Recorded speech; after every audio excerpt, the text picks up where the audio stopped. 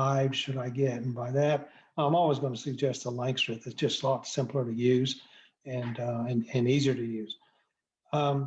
Then the question becomes, well, what are these boxes that you put on the hive? And as beekeepers, we know there's the brood box, and then there's the supers, and the supers are for the honey. I personally like to use just one brood box. I don't like the idea of using and the brood box is a large one.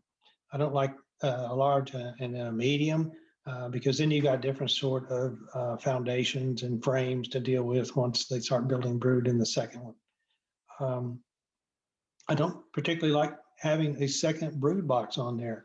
I think if you're paying attention and watching the brood in that first box and it gets to where it's about to fill out, I just like to take some of that brood out, get a new queen, put it in a nuke, and start a whole new hive.